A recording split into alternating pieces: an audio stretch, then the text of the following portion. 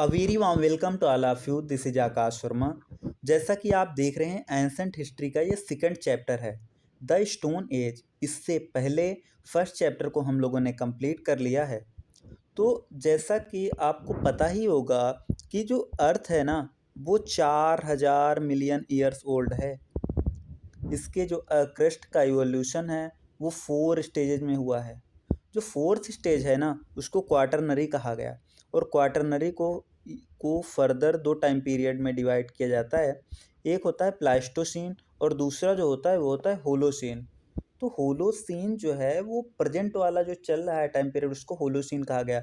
और ये कब से शुरू होता है, तो आज से अगर हम 10,000 वर्ष पहले जाएं तो जो टाइम पीरियड शुरू हुआ उसको होलोसीन कहा गया। प्लास्टोसीन कितना पुराना है, तो 20 लाख से 10,000 साल पहले अगर आज से हम लोग जाएं तो जो टाइम पीरियड था उसको प्लास्टोसीन एरा कहा गया। और ये माना जाता है जो आदमी है ना, जो मैन है, वो धरती पर देखने को मिलता है अर्ली प्लास्टोसीन एरा में। और जब बैल, एलिफेंट और हार्स पहले ही ओरिजिनेट हो चुके थे। और ये भी आप ध्यान रखेंगे कि जो अर्ली मैन है ना, वो इंडिया में नहीं पाया गया है। उसके जो ट्रेसेस मिलते हैं वो देख अफ्रीका में सबसे पहले मिलते हैं। ये माना जाता है अफ्रीका में कहीं अर्ली मैन घूमते पाए गए। तो जो ओल्ड स्टोन एज या प्री पैलियोलिथिक कल्चर है ना इंडिया का, वो कब डेवलप हुआ, तो ये प्लास्टोसीन पीरियड ऑफ आइस एज के प्लास्टोसीन पीरियड में ये जो पैलियोलिथिक कल्चर है ना इंडिया का, यानी कि जिससे ओल्ड स्टोन एज भी कहा जाता है, ये डेवलप हुआ। पैलियोलिथिक एज जिसको ओल्ड स्टोन एज भी कहा जाता है। तो इसमें जो ये आदमी था ना, वो जो टूल्स यूज करता था वो रफली ड्रेस्ड होते थे। मीन्स क्रूड शिपिंग द्वारा रफली ड्रेस्ड होते थे। ये लगभग तुम्हारे देश में हर जगह से पाए गए हैं। बस गंगा, यमुना और इंडस का जो एलिवियल प्लेन है ना, आप लोग उसको छोड़ देंगे। और इनका इस्तेमाल बेसिकली हंटिंग, गैदरिंग, इन सब के लिए किया जाता था। क्योंकि उस समय जो आदमी था ना, उसको कल्टीवेशन पता ही नहीं था। He did not know cultivation. और ये जो पैलियोलिथिक फेज था ये 9000 बीसी तक चलता है। और हम लोगों ने पहले ही टाइम पीरियड के वो जो विभाजन देख रहे थे उसमें देख रहे थे पैलियोलिथिक को 3 फेजेज में डिवाइड किया गया है। पहला है अर्ली या लोअर पैलियोलिथिक फेज जो कि 5 लाख से 50,000 बीसी तक चलता है। दूसरा मिडिल पैलियोलिथिक फेज जो कि 50,000 से 40,000 बीसी तक चलता है। और तीसरा अपर पैलियोलिथिक फेज है जो 40,000 से 10,000 बीसी तक चलता है। जब भी बात करते हैं अर्ली और लोअर पैलियोलिथिक फेज की, तो इसके जो मेन फीचर्स हैं वो क्या क्या हैं कि इसमें हैंड एक्सेस, क्लीवर्स और चॉपर्स का यूज किया जाता था। चॉपर्स हो गया, क्लीवर्स हो गया, हैंड एक्सेस हो गया, इन सब का यूज किया जाता था। स्टोन टूल्स का जो यूज होता था वो मेनली चॉपिंग, डिगिंग और स्किनिंग के लिए किया जाता था। और जो अर्ली स्टोन एज है ना, उसकी जो साइट्स हैं ना, वो सबसे पहली साइट्स देखा जाए तो वो सोन वैली में पाई जाती है। सोन वैली कहाँ पर है, पंजाब में आपको देखने को मिल जाएगा। इसकी कुछ साइट्स आपको कश्मीर में देखने को मिलेंगी, थार डेजर्ट में देखने को मिल जाएंगी। आप उत्तर प्रदेश आइए और मिर्ज़ापुर डिस्ट्रिक्ट जाइए और बेलन वैली में आप देखिए, नर्मदा वैली में आप देख सकते हैं। भीमबेटका जाइए भोपाल के पास में और वहाँ पर केव्स और रॉक शेल्टर्स को देखिए। तो यहाँ पर ये अर्ली ओल्ड स्टोन एज की ये कुछ साइट्स हैं। कौन कौन सी हमने बात की, आप उत्तर प्रदेश आइए, मिर्ज़ापुर जाइए और बेलन वैली को देखिए। भोपाल जाइए, उसके पास में आपको भीमबेटका देखने को मिल जाएगा और भीमबेटका की केव्स और रॉक शेल्टर्स को देखिए। नर्मदा वैली में जाइए, या फिर आप कश्मीर की कुछ साइट्स का एग्जाम्पल ले लीजिए, या फिर पंजाब में सोन या सोहन वैली को देख लीजिए। ये जो है ये ओल्ड स्टोन एज की साइट्स हैं। Next phase is middle Palaeolithic phase. तो जो मिडिल पैलियोलिथिक फेज है इसका टाइम पीरियड हम लोगों ने देखा ही था। तो इसके जो बेसिक फीचर्स हैं इनमें हम लोग ये पैलियोलिथिक इंडस्ट्री है वो फ्लेक्स पे बेस्ड थी, फ्लेक्स। और इसमें जो मेनली टूल्स यूज होते हैं ना, वो ब्लेड्स आपको देखने को मिल जाएगा, पेंट्स, बोरर्स, स्क्रैपर्स। जो कि ये सारे फ्लेक्स के बने होते थे। आपको वैराइटीज अपडेट्स देखने को मिलेगा, पेंट्स देखने को मिलेगा, बोरर्स देखने को मिलेगा और स्क्रैपर्स देखने को मिलेगा।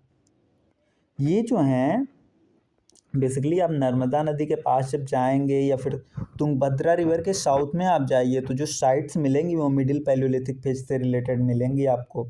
जब भी बात होती है अपर पैलियोलिथिक फेज की, टाइम पीरियड आपको पता ही है, तो इस टाइम तक आते आते क्लाइमेट जो था ना वो कंपैरेटिवली वार्म हो चुका था।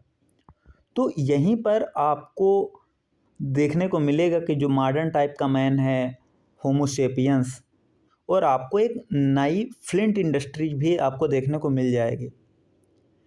ब्लेड्स और जो ब्यूरिन्स थी वो आंध्र प्रदेश, कर्नाटका, महाराष्ट्र, सेंट्रल मध्य प्रदेश, सदर्न आंध्र प्रदेश और साउथ बिहार से देखने को मिल जाएंगी। केव्स और रॉक शेल्टर जो अपर पैलियोलिथिक फेज में था वो भीमबेटका के पास आप जाइए, वहाँ पर आपको अपर पैलियोलिथिक साइट्स देखने को मिल जाएंगी। और जो सेकंड हम लोग पढ़ते हैं कि मीसोलिथिक एज को देखते हैं, तो मीसोलिथिक एज का टाइम पीरियड अपन ने देख लिया था 9000 बीसी से 4000 बीसी तक। और ये माना जाता है कि ट्रांजिशनल फेज है between palaeolithic age and neolithic age. इसमें क्या होता था, क्लाइमेट चेंज देखने को मिलता है, तो उसमें आपको फौना और फ्लोरा में भी चेंजेस देखने को मिल जाते हैं। तो इससे क्या हुआ कि ह्यूमन बींग्स जो थे नए नए एरियाज में मूव कर गए। तो और मीसोलिथिक एज के जो कैरेक्टरिस्टिक टूल्स हैं ना वो माइक्रोलिथ कहे जाते हैं। वो क्या हैं, वो माइक्रोलिथ्स हैं कि पीपल जो हंटिंग, फिशिंग या फूड गैदरिंग में इन्वॉल्व थे ना, वो अभी यहाँ पर क्या करते हैं, लेटर स्टेज में एनिमल्स को भी डोमेस्टिकेट करने लगते हैं, मीन्स जानवर पालने लग जाते हैं। और जब आप राजस्थान, उत्तर प्रदेश, सेंट्रल या ईस्टर्न इंडिया को विजिट करते हैं या फिर रिवर कृष्णा के साउथ में भी देखते हैं तो आपको ठीक ठाक नंबर में मेसोलिथिक साइट्स देखने को मिल जाएंगी। आप राजस्थान जाइए और वहाँ पर बागौर को देखिए, बागौर में, और मध्य प्रदेश जाइए तो आदमगढ़ में। इन दो जगहों पे, मध्य प्रदेश के आदमगढ़ में और राजस्थान के बागौर में, आपको अर्लीस्ट एविडेंस देखने को मिलते हैं कि यहाँ पर एनिमल्स का डोमेस्टिकेशन किया गया। कब किया गया? Around 500 BC. जो कल्टीवेशन ऑफ प्लांट्स है ना वो माना जाता है कि 7000 से 6000 बीसी के आसपास हुआ होगा। रॉक पेंटिंग्स जो पैलियोलिथिक या मीसोलिथिक एजेस से मिली हैं वो हमें भीमबेटका से मिली हैं।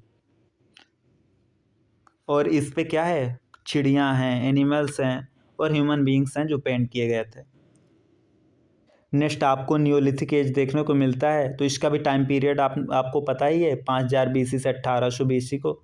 और इसमें क्या होता है कि प्लांट्स का कल्टीवेशन होने शुरू हो जाता है, एनिमल्स का डोमेस्टिकेशन तो शुरू ही चल रहा था, तो उसको और बूस्ट मिलता है।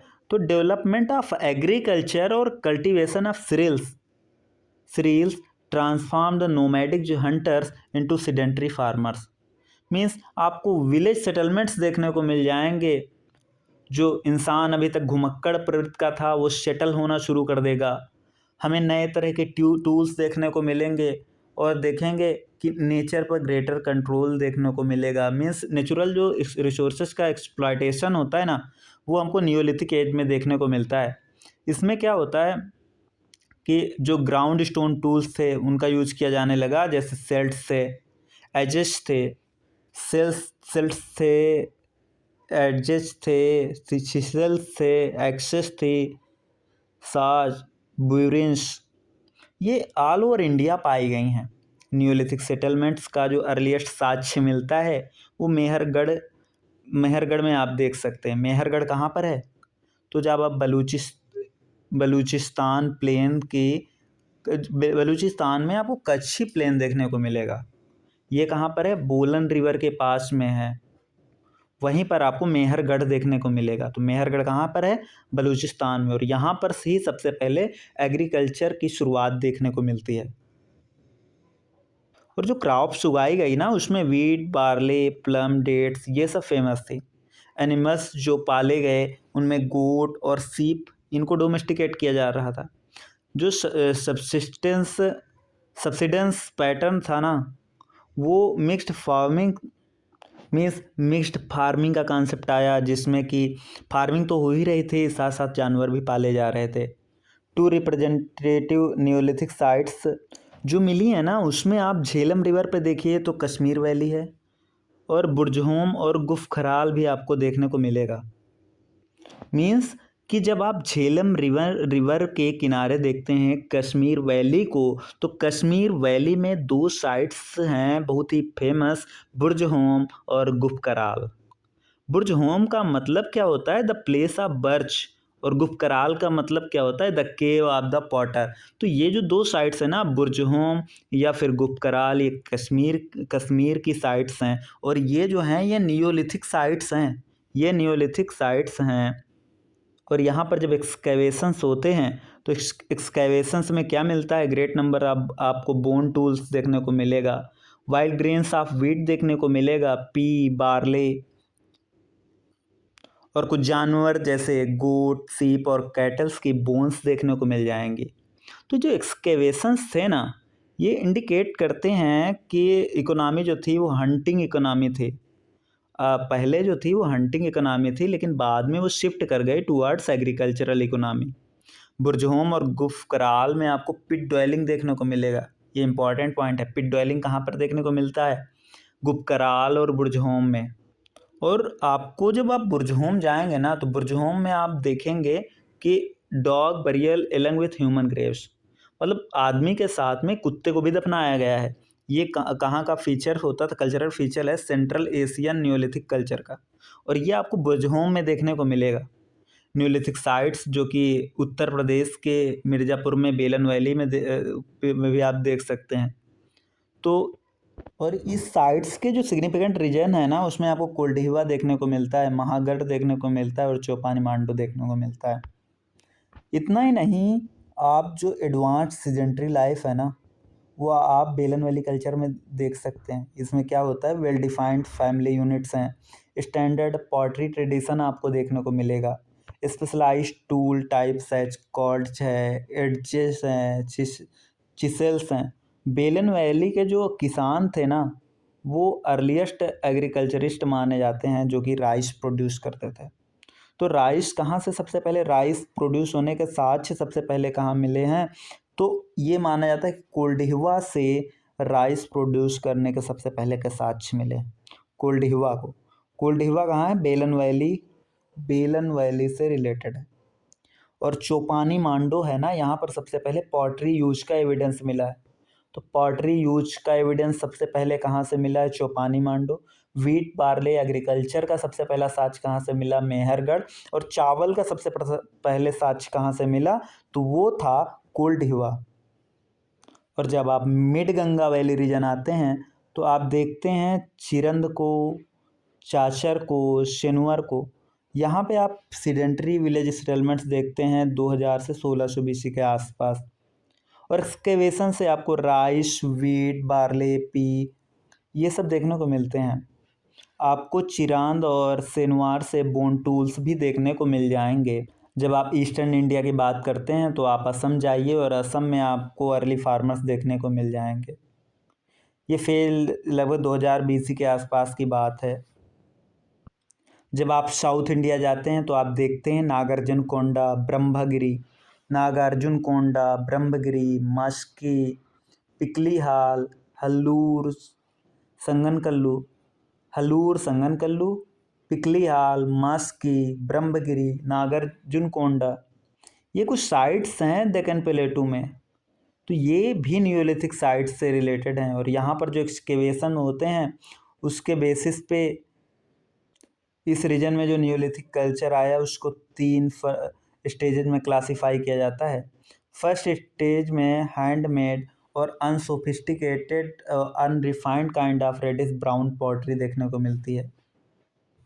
आपको शर्ट के ब्लेड टूल्स देखने को मिलते हैं, ग्राउंड स्टोन टूल्स देखने को मिलते हैं।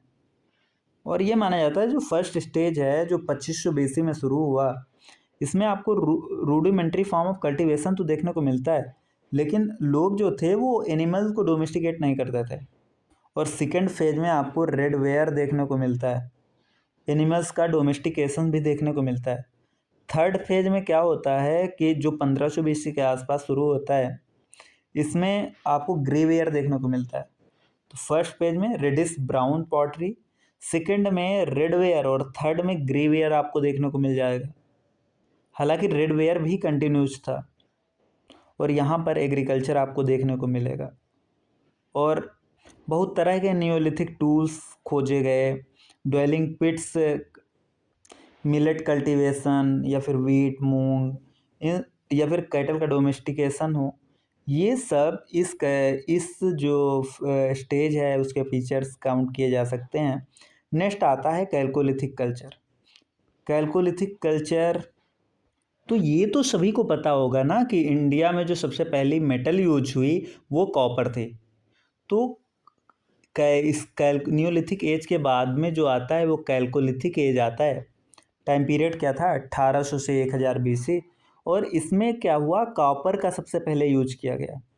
और कॉपर के साथ स्टोन का यूज तो हो ही रहा था, इसीलिए इसको स्टोन कॉपर एज भी कहा जाता है। और जियोग्राफिकली आदमी को आप देख सकते थे, उदयपुर के नॉर्थ ईस्ट में आप जाइए तो बनास और बैराज बेसिन देखने को मिलेगा। बनास और बैराज बेसिन देखने को मिलेगा। मालवा से होते हुए आप वेस्टर्न महाराष्ट्र में आइए तो भीमावली तक चले जाइए, यहाँ सब जगह पर आदमी आपको देखा जा सकता था। तो मोस्टली जो यहाँ पर पॉटरी यूज होता था वो ब्लैक था, ब्लैक एंड रेड। और जो हाईली स्पेशलाइज्ड स्टोन थे वो ब्लेड और फ्लेक इंडस्ट्री थी।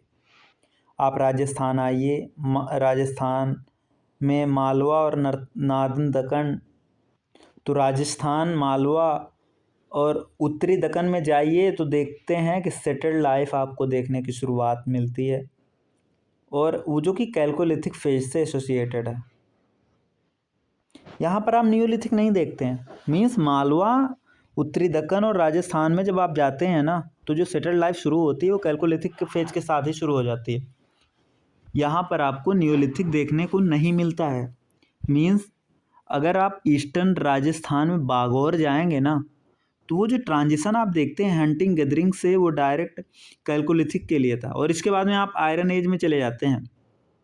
और जैसा कि आप देखते ही हैं ना कि राजस्थान, गुजरात और बिहार वाला जो एरिया है वो कॉपर रिच है, कॉपर ओर्स वहाँ पे पाई जाती हैं। तो वहाँ पर जो कैल्कोलिथिक साइट्स हैं ज़्यादातर उसी के आसपास पाए जाएंगे। तो राजस्थान में कॉपर यूज का जो साक्ष्य मिलता है वो 3000 BC के आसपास आप देखते हैं। तो आप जब राजस्थान के उदयपुर के आसपास जाते हैं ना, तो आप आहार कल्चर देखते हैं। आहार कल्चर कहाँ देखते हैं, तो राजस्थान के उदयपुर के आसपास जाते हैं, आहार कल्चर देखते हैं। और यहाँ पर आपको मेटलर्जिकल ग्रोथ देखने को मिलती है। और ये माना जाता है कि आयरन का मोस्ट पॉसिबल जो अर्लीस्ट एविडेंस है ना, वो यहीं से मिलता है, आहार कल्चर में ही आपको देखने को मिलता है। तो आयरन रिंग और अदर आयरन ऑब्जेक्ट्स आपको यहाँ देखने पर मिलते हैं। एक जगह है बलथल। बलथल कहाँ पर है, उदयपुर डिस्ट्रिक्ट में है। ये आहार कल्चर साइट का एक इम्पॉर्टेंट साइट है। क्या नाम है, बलथल। बलथल याद रख लेंगे आप लोग। ये हड़प्पन फेज है, अर्ली हड़प्पन फेज, जो कि कोटदीजी में आप देखते हैं। या फिर Ganeshwar Jodhpur culture of north east Rajasthan, उसका कंटेम्परेरी माना जाता है। इतना ही नहीं कि agate carnelian beads, lapis lazuli bead और रंगपुर टाइप जो लस्ट्रस रेडवेयर था, वो आहार पीरियड में आपको देखने को मिल सकता है। नेक्स्ट आता है, जब आप राजस्थान के नॉर्थ ईस्ट में जाते हैं तो आपको गणेश्वर और जोधपुर कल्चर देखने को मिलता है। यहाँ पर कोई डायरेक्ट एविडेंस कॉपर स्मेल्टिंग का नहीं मिलता है, but hundreds of copper object आपको यहाँ पर देखने को मिल जाएंगे। तो यहाँ पर आपको मेनली कॉपर वर्किंग सेंटर देखने को मिल जाएंगे। तो ये माना जाता है कॉपर वर्किंग सेंटर जो इमर्ज हुए यहीं हुए, और ये क्या करते थे, अलग अलग जगहों पे जो कम्युनिटीज रह रही थी उनको सप्लाई करते थे। ये जो आइटम्स बनाते थे उनको सप्लाई करते थे। तो आप गणेश्वर की व्हील मेड पॉटरी, मीन्स आप गणेश्वर और अर्ली हड़प्पन पॉटरी में सिमिलरिटीज देखने को मिलती हैं आपको। इतना ही नहीं, डबल स्पाइरल हेडेड पिन, ये जो गणेश्वर की डबल स्पाइरल हेडेड पिन है ना, आपको हड़प्पन साइट की कुछ जगहों पे देखने को मिल सकती है। तो इससे हमें क्या पता लगता है कि जो गणेश्वर और हड़प्पन कल्चर के बीच में था ना, वो कल्चरल कांटेक्ट हो सकते थे। नेक्स्ट है मालवा। तो मालवा रीजन में आपको कैल्कोलिथिक साइट्स देखने को मिल सकती हैं। तो जो कैल्कोलिथिक फार्मिंग की शुरुआत होती है मालवा रीजन में, तो आप सबसे पहले कायत कल्चर को देखते हैं और कायत के बाद में आहार आता है और फिर यहाँ पर मालवा कल्चर आता है। रेडियो कार्बन डेटिंग का यूज करके जब पता लगाया जाता है तो माना जाता है कि कायस्थ कल्चर जो है ये सबसे पुराना है। और कायस्थ जो है उज्जैन डिस्ट्रिक्ट के पास में एक साइट है कायस्थ, वहीं से इसका नाम निकल करके आता है। और जब आप देखते हैं तो अर्ली हड़प्पन की जो माइक्रोबीट्स थी, जो स्टेटाइट माइक्रोबीट्स थी, उनमें समानता देखने को मिलती है। जो कायस्थ कल्चर में आपको एक्सेस देखने को मिलती हैं वो गणेश्वर वाली एक्सेस से मिलती जुलती हैं। तो ये भी माना जाता है कि गणेश्वर के साथ कनेक्शन हो सकते हैं। अभी जब वेस्टर्न डेक्कन वाले रीजन की बात करते हैं तो सवाल्दा कल्चर आपको देखने को मिलता है। सवाल्दा कल्चर को देखने को मिलता है। सवाल्दा क्यों? और ये जो सवाल्दा नाम है ना, ये तापी वाली साइट्स के नाम पे रखा गया। तो तापी और जो गोदावरी वाली नदियां हैं, तापी और गोदावरी वाली नदियां हैं नॉर्दर्न महाराष्ट्र में, वहाँ पे ये साइट्स आपको देखने को मिलेंगी। और ये किससे रिलेटेड थे? कैल्कोलिथिक पीरियड से रिलेटेड थे। यहाँ पर एक नाम आएगा कावथे। कावथे ये सवाल्दा कल्चर से रिलेटेड साइट है। इतना ही नहीं, दायमाबाद जो कहाँ पर है? प्रवरा नदी के किनारे है। महाराष्ट्र के अहमदाबाद डिस्ट्रिक्ट आप जब जाते हैं तो प्रवरा नदी के किनारे आपको दायमाबाद देखने को मिलता है। ये जो प्रवरा नदी है किसकी ट्रिब्यूटरी है? तो ये गोदावरी की ट्रिब्यूटरी है। तो ये भी सवाल्दा कल्चर फेज को डिपिक्ट करता है। मिडिल गंगा प्लेन और ईस्टर्न इंडिया की बात करते हैं तो जब भी बात मिडिल गंगा प्लेन और ईस्टर्न इंडिया की होती है तो आप चिरंद, राजार, धीबी, महिषदल, भरतपुर ये इंपॉर्टेंट साइट्स को देखते हैं। और आपको कई जो न्यूलिथिक और कैल्कोलिथिक साइट्स देखने को मिलेंगी। न्यूलिथिक कैल्कोलिथिक साइट्स देखने को मिलती हैं जिनमें से 5 फेमस हैं जो आप लोग याद रख लेंगे। चिरंद, शनिवार, चेचर, कुतुबपुर, मनेर और तारादी। चिरंद चिरंद जो है ना वो गंगा और सरयू नदी के एक कॉन्फ्लुएंस पे है। कहाँ है? सराना डिस्ट्रिक्ट में। न्यूलिथिक पीपल ऑफ चिरंद वो सर्कुलर वाइटल्स में रहते थे, डॉब्स हट्स में रहते थे। चेचर कुतुबपुर जो है गंगा नदी के किनारे आपको देखने को मिलता है। शनिवार जो है ये कुद्रा रिवर के किनारे देखने को मिलता है। कुद्रा रिवर कहाँ है? कैमूर रेंज के जो फुट हिल्स में जाएंगे, बिहार के रोहतास डिस्ट्रिक्ट में कैमूर रेंज के फुट हिल्स में जब जाएंगे तो आपको कुद्रा रिवर के किनारे शनिवार देखने को मिल जाएगा। अब चलते हैं इकोनॉमी पे। तो इकोनॉमी में मेनली क्या होता था? एग्रीकल्चर और कैटल रेयरिंग से एसोसिएटेड है। और इसके साथ ही साथ आप वाइल्ड गेम और फिशरीज को भी देख सकते हैं। कल्टीवेशन आप क्रॉप्स को देख सकते हैं जिसमें बार्ले जो था मेन क्रॉप था। इसके अलावा वीट, राइस, डाम, पी, बाजरा, ज्वार ये सब आप देख सकते हैं। आर्कियोलॉजिकल एविडेंस जो इनाम गांव से मिला है ना, ये हमें ये बताता है कि क्रॉप रोटेशन, हार्वेस्टिंग और इरिगेशन के बारे में। प्लोशेयर्स के भी रेफरेंसेस आपको मिले हैं कि यहाँ पर हल का यूज किया जाता है। यहाँ पर ये माना जाता है कि जो कैटल्स डोमेस्टिकेट किए जाते थे उनमें शीप, गोट, डॉग, हार्स ये सब आपको देखने को मिलेंगे। इसके अलावा आपको various types of dear, buffalo, rhino ये वाइल्ड एनिमल भी देखने को मिल सकते हैं। कुछ साइट्स ऐसी थी जिनके एक्सकेवेशन से हमें फिश और टर्टल की बोन्स भी देखने को मिली हैं। तो इससे आप ये पता अंदाज़ा लगा सकते हैं कि पीपल इन सबको कंज्यूम करते थे।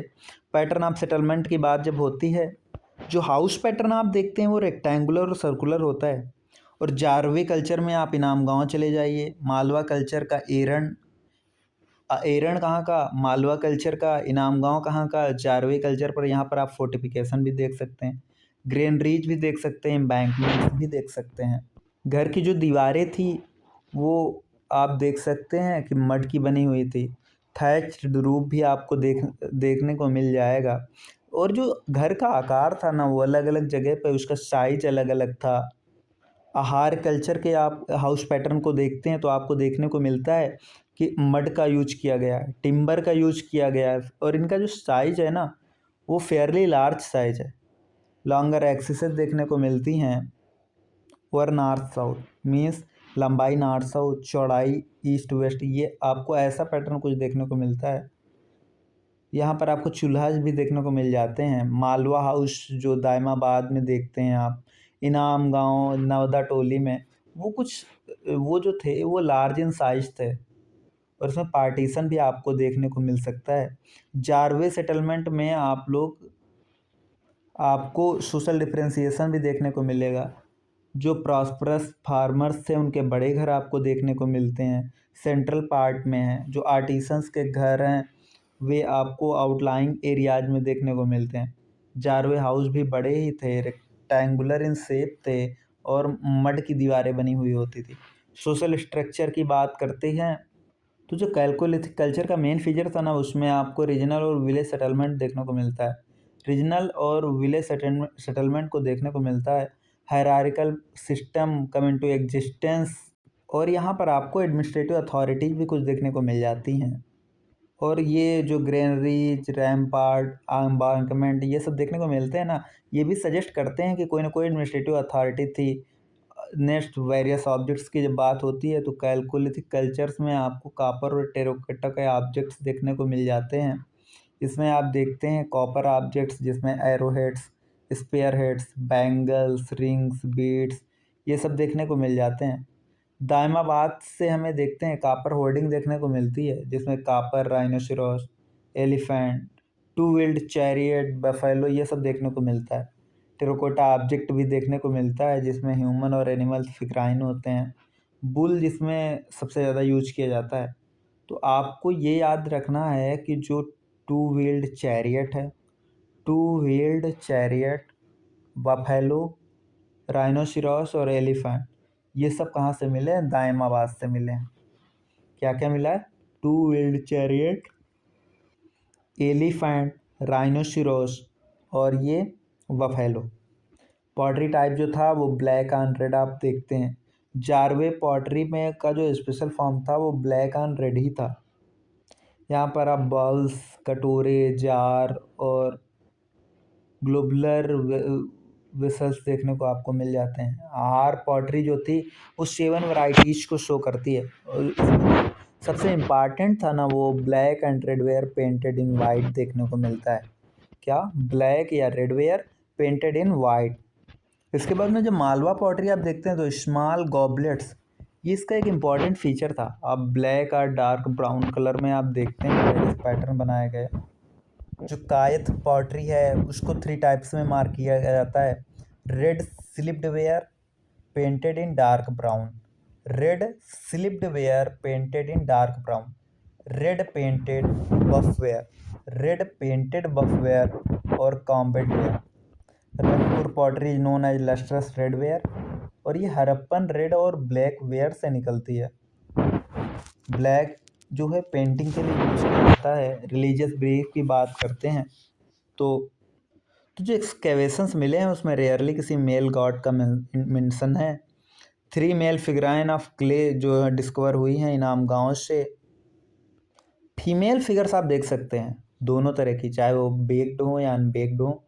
हेडलेस फीमेल फिगर जो नेवासा से मिली है, या फिर टेराकोटा फीमेल फिगराइंस जो इनाम गांव से मिले हैं। ये सब आपको दिखाती हैं कि मदर गॉडेस की पूजा हुआ करती थी। एक्सकैवेटिंग से आपको ये भी देखने को मिलता है, बरियल जो था वो कॉमन कस्टम था। आपको नॉर्थ साउथ ओरिएंटेशन देखने को मिलता है जिसमें डेड को बरी किया जाता था। आपको पिट बरियल भी देखने को मिलेगा। इसके बाद में हम लोग मेगालिथ कल्चर पर जब चलते हैं तो मेगालिथ का usually refers to burial amidst stones in graveyards away from the habitation areas. तो क्या होता है जहाँ पे लोग रहते हैं ना, उससे थोड़ी दूर पे आप जब चलते हैं ग्रेवार्ड देखते हैं, वहाँ पे जो बरियल्स होते थे उनके ऊपर जो स्टोन्स देखने को मिलते हैं ना, उनको मेगालिथ कहा जाता है। तो आयरन एज के शुरू होने के साथ साथ ही साउथ इंडिया में आपको ऐसे बैरियल्स देखने को मिल जाएंगे, और ये कई सेंचुरीज तक चलते रहे। इसके बाद में material remains of iron age are represented by pottery and certain specific features beside irons.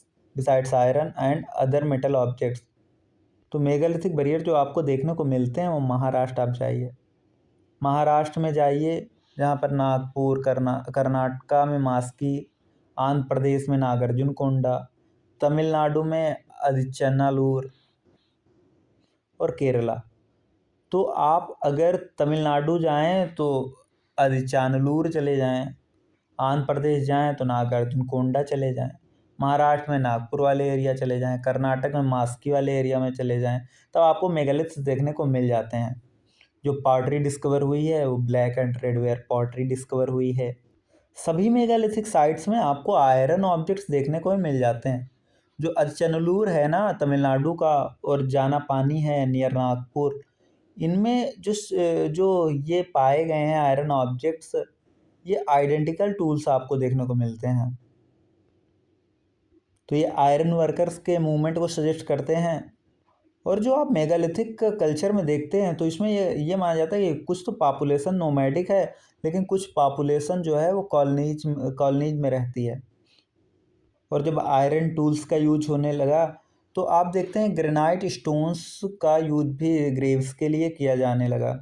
कुछ ग्रेव्स में रोमन कॉइन्स भी देखने को मिलते हैं। तो इससे ये हो गया था कि जो ट्रेड था ना वो लार्जेस्ट एरिया में फैल चुका था। मीन्स ट्रेड जो रिलेशंस थे वो रोमन्स के साथ भी थे।